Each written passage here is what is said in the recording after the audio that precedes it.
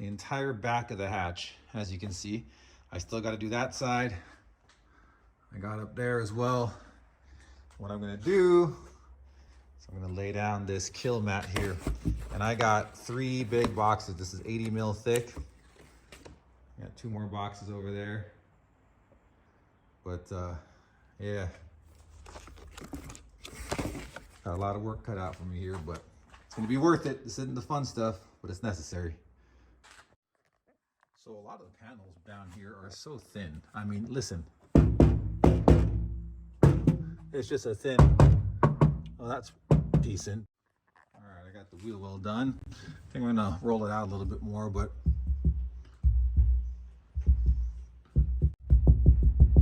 way better than before. It was rattly as hell. I mean, listen. Now it actually sounds decent. All right, more to do. All right, so you can see it coming through the grommet there. I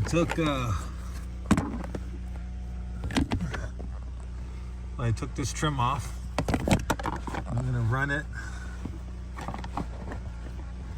down through the center console, under the carpet.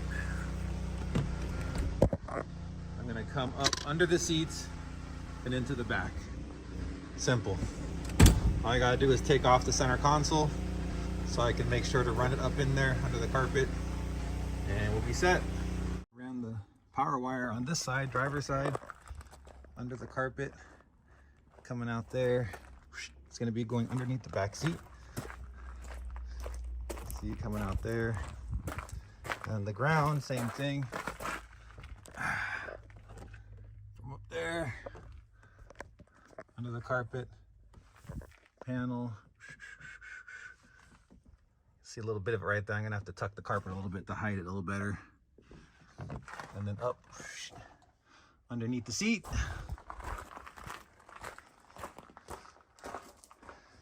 That's barely enough. I'm reusing some zero gauge that I had so I didn't have to buy new stuff. So I'm gonna cut another piece of MDF here and make a fuse mount and distribution block mount to bolt those things to. And the reason why I'm fusing it in the back too, because I'm gonna have a lithium bank back here. So always wanna make sure to fuse both sides of the firewall. Gonna work behind the head unit. Now this thing just pops off, and then there's one plug that needs to come off, and this radio bezel easily pops right off. 1 bolt, 2 bolt, 3 bolt, 4 bolt, 10 millimeter. All right, so I got this T-harness here, plugs in line between the factory radio, and then outputs, speaker outputs, preamp before it goes into the factory amplifier, and then also constant power, accessory power, all that good stuff. So I'm gonna be running a Kicker LOC, line output converter. Side here.